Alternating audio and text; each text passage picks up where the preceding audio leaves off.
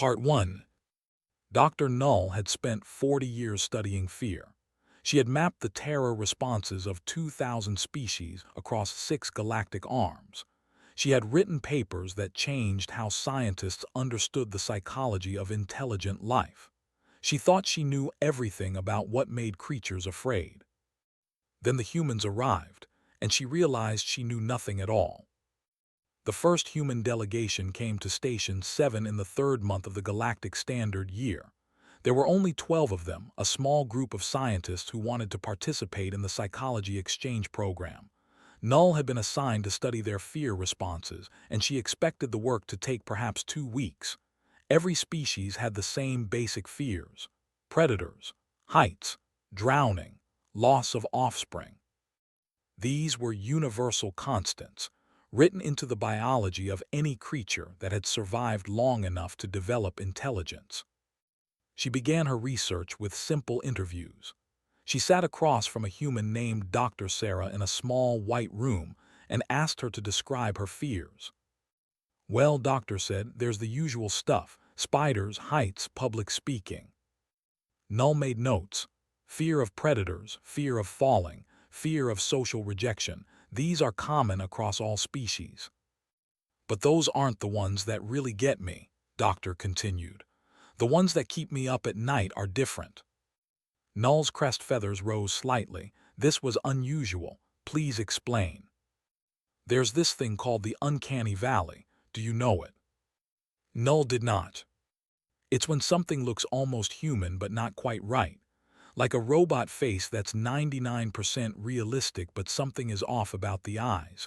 Or a doll that looks too lifelike. Or a corpse." Doctor shivered. "It triggers this deep, primal revulsion, this sense of wrongness." Null stared at her. "You fear things that resemble you imperfectly." "It's not rational. I know it's just a doll or a computer animation. But my brain screams that something is wrong, that this thing is pretending to be human and it's not." Null made more notes. Her writing was slower now, more careful. "What else?" "Deep water," Doctor said. "Not drowning specifically, just depth, the ocean floor, not being able to see what's below me."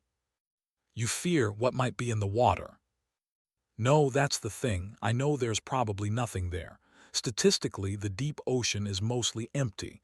But I'm afraid anyway. I'm afraid of what might be there, of what I can't see." She paused. "I'm afraid of the unknown." Null set down her recording device. In 40 years of research, she had never heard anything like this. Every species she had studied feared real things. Threats that existed, that could be seen and touched and measured. This human was describing fear of a possibility, fear of an absence, fear of her own imagination. "I need to speak with my colleagues," Null said. She found Thrumbas in the station's observation lounge, his massive body pressed against the transparent wall as he watched the stars drift by. Thrumbas had no eyes in the traditional sense. He perceived the world through vibrations in the floor and air, through chemical signatures, through subtle shifts in electromagnetic fields. He was one of the most respected fear analysts in the galaxy, and he was Null's oldest friend. "I have a problem," she said. Thrumbas shifted his bulk toward her. His bioluminescent patches flickered in greeting. "Tell me." She shared her recordings of the interview with Doctor. When she finished, Thrumbas was silent for a long time. "This must be an error," he finally said. "Perhaps the translation software malfunctioned." "I checked. The translation was accurate." "Then perhaps this human is psychologically abnormal, an outlier." "I thought so too, so I interviewed the other 11 humans." Null's crest feathers flattened against her skull. "They all report the same things, different specific fears but the same patterns. Fear of things that do not exist, fear of possibilities, fear of concepts." Thrumbas's patches flickered rapidly, a sign of deep distress. "That is not possible. Fear is an evolutionary response to threat. How can a species evolve to fear abstractions?" "I don't know, but it gets worse." Null pulled up another file on her. "I asked them to list all the fears their species has named. They have over 500 distinct phobias. That is not unusual. Most intelligent species recognize several hundred fear categories. Most species recognize fears of real phenomena: predators, environmental hazards, disease, social ostracism. The humans fear all of these things, but they also fear. She scrolled through the list. Infinity, eternity, empty spaces, the passage of time, the possibility that life has no meaning, being forgotten after death, being watched, not being watched. Thrumbas made a sound that Null had never heard from him before.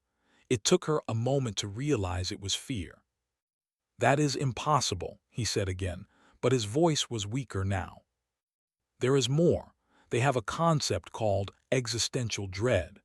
It is the fear that the universe is random and purposeless, that consciousness is an accident, that nothing any intelligent being does will ever ultimately matter. They fear meaninglessness itself."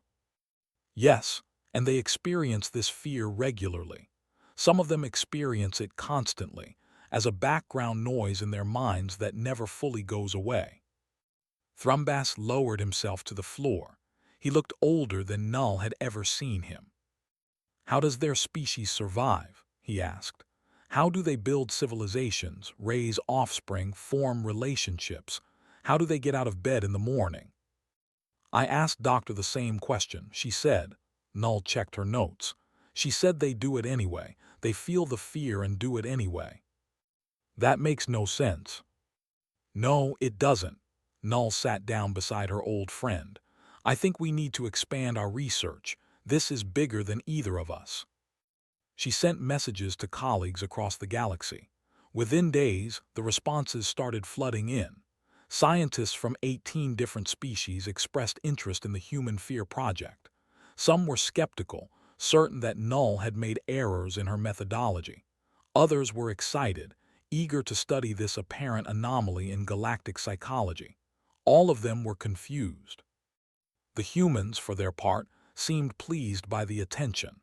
They answered every question patiently, described their fears in detail, and did not seem embarrassed by the strangeness of what they revealed. "You have to understand," Doctor told Null during their 5th interview. "For us, this is just normal. Everyone feels this way. We grow up knowing that the universe is vast and we are small and temporary. We know that we will die and probably be forgotten. We know that everything we love will eventually end. And this knowledge causes you fear." "Yes, but it also gives us," Doctor paused, searching for the right word, "motivation, because everything ends, everything matters.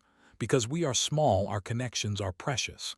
Because we will die, we try to live." Null did not understand, but she was beginning to suspect that understanding humans would take much longer than 2 weeks. The research team assembled in a converted cargo bay. Null stood at the front of the room, looking out at scientists from across the galaxy. Manted researchers clicked their mandibles in anticipation. Delegates released pheromones of curiosity. Thrumbas sat in the back, his bulk taking up space meant for 3 normal-sized beings. "Thank you all for coming," Null said. "We have a lot of work to do. The humans have given us access to their complete psychological archives. Every fear they have ever named, every phobia they have ever studied, every nightmare they have ever recorded." She gestured, and the walls of the cargo bay lit up with data. Thousands of entries, thousands of fears. The assembled scientists stared in silence. "We will begin," Null said, "with something they call the fear of the deep." And so the work began. Part 2.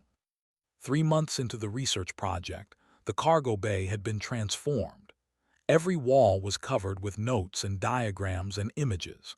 Holographic displays floated in the air, showing human brain scans and physiological data. The team had grown to include 37 researchers from 22 species, and they worked in shifts around the clock. Dr. Kelskitter, a manted scientist from the Thorax Collective, stood before a section of wall dedicated to temporal fears. Her compound eyes moved constantly, taking in multiple data points at once. I have finished analyzing their fear of time, she announced. It is called, but it is not simply fear of death, which would be logical. They fear the passage of time itself. They feel sorrow when their offspring grow because they miss the earlier version. They experience something called nostalgia, which is a painful longing for a period that no longer exists. The delegate, whose name was a complex chemical signature that Null had learned to recognize, released a pheromone of confusion. They grieve for time that has passed, even though they are still alive. Yes, they mourn the past while it is still becoming the future. They miss yesterday while living today. Thrumbas rumbled from his corner. I have been studying their fear of empty spaces. They call it kenophobia, but it is not fear of what might be in the empty space like their fear of deep water. It is fear of the emptiness itself, the silence, the absence. How can one fear absence? Asked a crystalline being from the outer rim.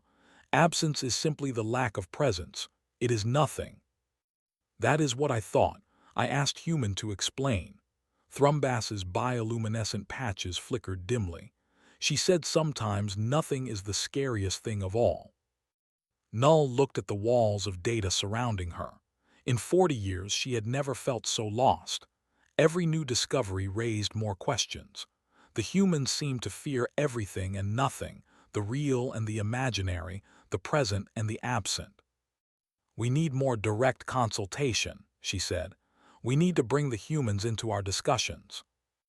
The 3 human consultants joined the research team that afternoon. Doctor was among them, along with Dr. James and Dr. Maria Santos. They sat in chairs that had been specially designed for their small, fragile frames, and they looked up at the walls of their own fears with expressions that Null could not read. This is strange, Doctor said. Seeing it all laid out like this, we don't usually think about how many things scare us. You think about it constantly, Null said. Your brain scans show fear responses activating dozens of times per day, often without any external trigger. Well, yes, but we don't dwell on it, we just feel it and move on. Dr. Kelskitter's mandibles clicked rapidly. How? How do you move on from fear that has no source and no solution? How do you function when your mind generates terror from pure thought? Doctor considered the question carefully. I suppose we're used to it. We grow up with it. When you've been afraid your whole life, you learn to work around it. But this is not rational, said the delegate. Fear should motivate avoidance of threat. If there is no threat to avoid, the fear serves no purpose.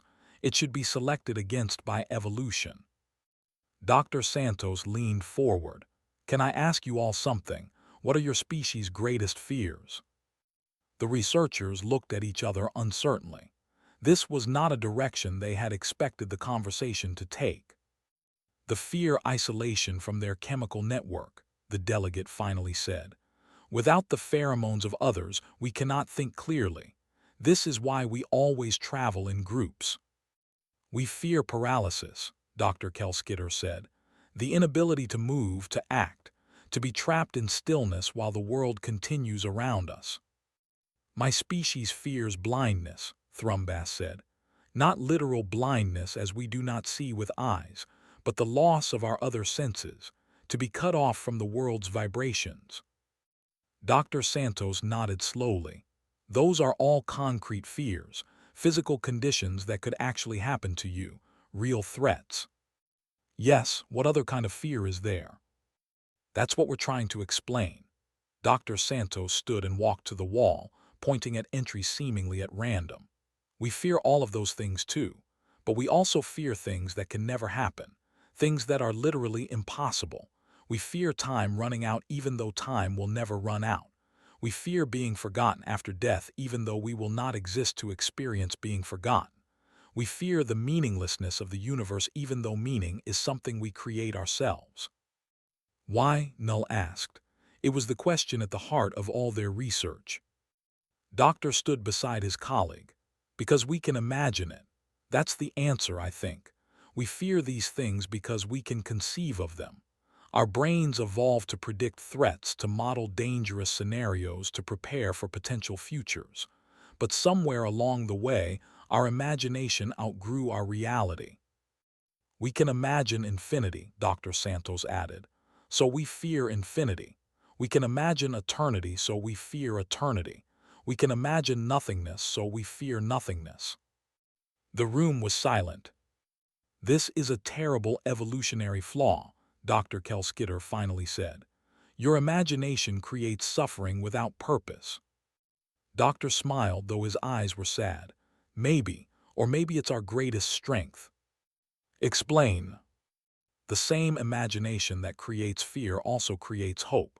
The same mind that can conceive of eternal darkness can conceive of eternal light. We fear the worst because we can also dream of the best. He gestured at the walls around them. Every civilization we've built, every invention we've created, every piece of art we've made, started as something imagined, something that didn't exist until we dreamed it into being. You are saying that your fear and your creativity come from the same source. I'm saying they're the same thing. The capacity to fear the impossible is the capacity to imagine the possible. We can't have one without the other. Null stared at the human. In all her years of research, she had never encountered this idea. Fear as imagination, terror as creativity, the darkness and the light flowing from the same spring. There is one fear we have not discussed, she said slowly. The one that troubles me most. You call it existential dread. The three humans exchanged glances. That's the big one, Doctor said quietly. Explain it to me. Explain how you can fear that life has no meaning. Doctor took a deep breath. Have you ever looked at the stars and felt small? Really small, I mean. Insignificant. Just a tiny speck of consciousness in an infinite void that doesn't know or care that you exist. Null considered this. I have observed stars. I have understood intellectually that I am small compared to them, but I have not felt what you describe. We feel it all the time. We know deep in our bones that the universe is vast and old and indifferent, that we're just accidents of chemistry on a small rock orbiting an average star, that in 1 billion years no one will remember we existed. And this knowledge causes you pain. Yes, but it also causes us to ask the most important question a conscious being can ask. Doctor's voice was soft but steady. If the universe gives us no purpose, what purpose do we create for ourselves? If nothing inherently matters, what do we choose to make matter? The research team did not speak for a long time. Finally, Thrumbas rose from his corner. His massive body moved slowly toward the humans, and when he stopped before them, his bioluminescent patches were glowing brighter than Null had ever seen. You are afraid of everything, he said, and you build civilizations anyway. Yes, Doctor said. You fear that nothing matters, and you love each other anyway. Yes. You know you will be forgotten, and you create art and stories and children anyway, trying to leave some mark that you were here. Yes. Thrumbas made a sound that Null had never heard before. It took her a moment to realize it was admiration.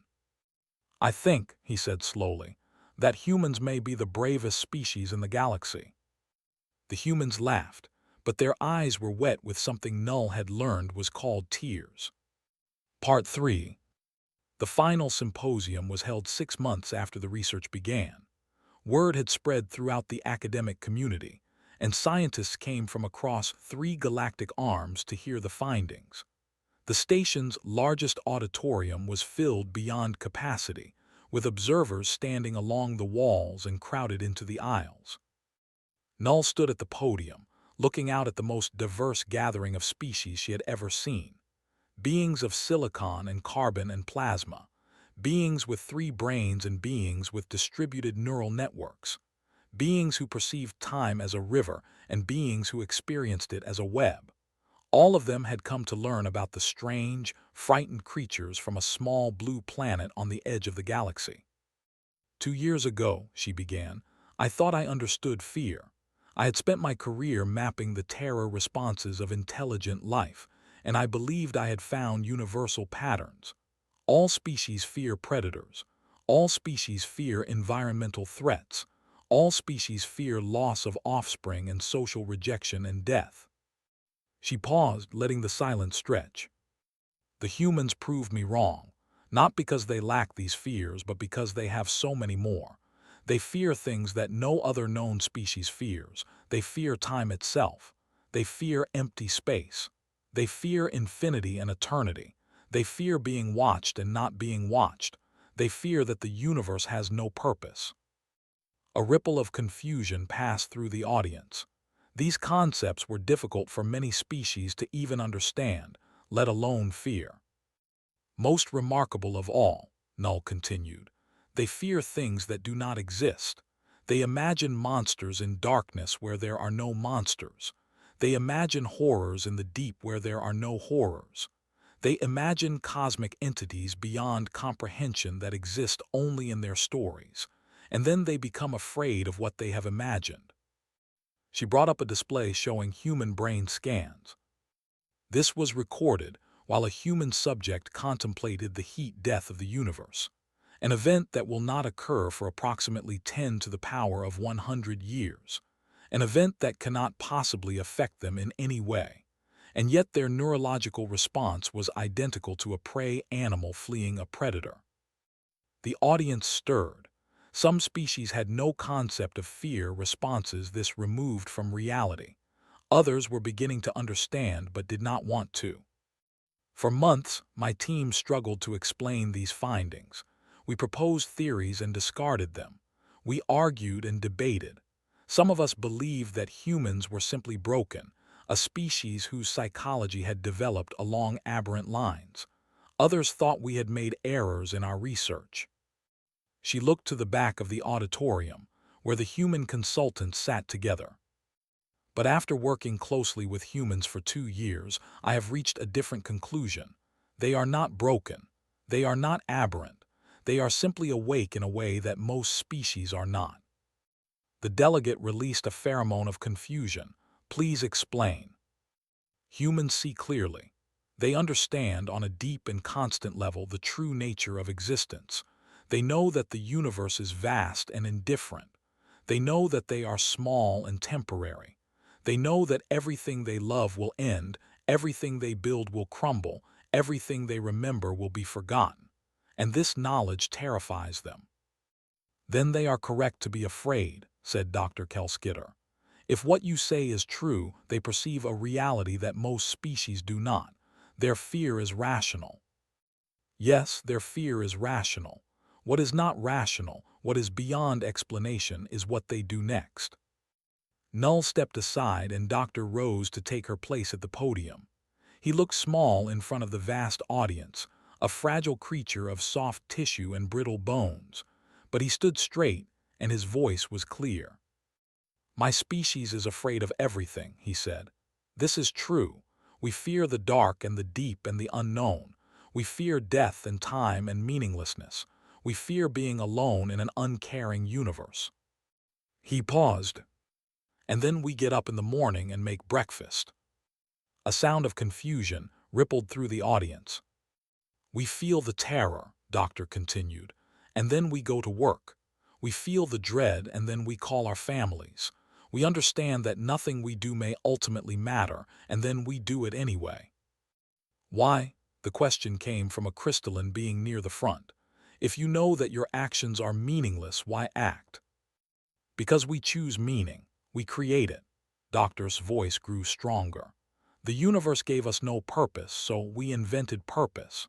The cosmos gave us no significance, so we decided that love was significant. That kindness was significant. That creating beauty and reducing suffering and connecting with each other was significant. He gestured at the walls of fear data surrounding them. Every phobia on these walls tells the same story. We are aware of the darkness. We see it clearly, maybe more clearly than any other species. We know that we are standing on a tiny rock in an infinite void, that we live for the blink of an eye in cosmic terms, that we will die and be forgotten, and eventually nothing will remain of anything we ever did. And we plant gardens anyway. The silence in the auditorium was absolute. We fall in love with people who will die. We have children who will grow old. We build cities that will crumble and write books that will be lost and create art that will fade. We do all of this knowing how it ends, and we call it beautiful. Doctor looked out at the assembled species, beings who had traveled across light years to study human fear. You want to know the truth about humans? We are the species that stares into the abyss and refuses to look away. We acknowledge the horror, the vastness, the indifference of the universe. We feel the fear in our bones and in our dreams and in our quiet moments at 3 in the morning. And then we dare the darkness to blink first. He stepped back from the podium. For a moment, no one moved. Then Thrumbas began to glow, his bioluminescent patches flaring in what Null recognized as a display of profound respect. Other species followed, each expressing admiration in their own way. The mantids clicked their mandibles in rhythm, the released pheromones of awe. The crystalline beings chimed in complex harmonics. Doctor and Dr. Santos joined Doctor at the podium, and the three humans stood together, receiving the strange applause of a galaxy that was beginning to understand them.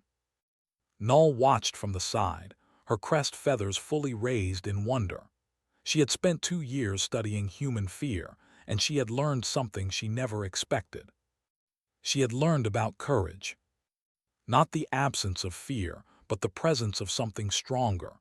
The ability to see the darkness clearly, to understand it fully, and to choose light anyway. To know that nothing might matter and to decide that everything did. After the symposium ended and the crowds dispersed, Null found Doctor standing alone in the cargo bay, looking at the walls of fear data. "Are you all right?" Null asked. Doctor nodded slowly. "I was just thinking about something. All these fears, all these terrors that we carry with us. They're not weaknesses. They're proof that we're paying attention, that we haven't looked away from the hard truths. That seems like a painful way to exist." "It is, but it's also," Doctor searched for the word, "honest. We don't pretend that the universe is kind or fair or meaningful. We just decide to be kind and fair and meaningful ourselves in the face of evidence that none of it matters." Null considered this. "You create light in the darkness. We try, we fail sometimes. We get lost in our fears and forget to hope, but then we remember and we try again." Doctor smiled, and this time Null understood that it was genuine. That's what humans do. We keep trying. The research team's final report was published 3 months later. It became the most downloaded academic paper in galactic history. Species who had never understood humanity suddenly saw them differently, not as irrational creatures with broken psychology, but as beings who had achieved something remarkable. They had looked into the void and found it empty. They had searched the universe for meaning and found none. They had confronted the cold truth that existence was random and temporary and indifferent. And then, standing in that darkness, they had lit a candle. They had decided that even if nothing mattered, they would act as if everything did. They had chosen to love and create and hope, not because the universe rewarded these things, but because they had decided these things were worth doing regardless. In the centuries that followed, as humanity spread across the stars, they carried their fears with them. They still dreaded the dark and the deep and the unknown. They still woke at 3 in the morning, troubled by the vastness of existence. But they also carried something else, something that the galaxy had not seen before. They carried the stubborn, defiant, beautiful determination to matter anyway. And somewhere, on a station at the edge of known space, the walls of a cargo bay still displayed thousands of human fears, a monument to a species that had looked clearly at everything that could go wrong, everything that was terrifying about existence itself, and had responded with the most human thing of all. They had refused to give up.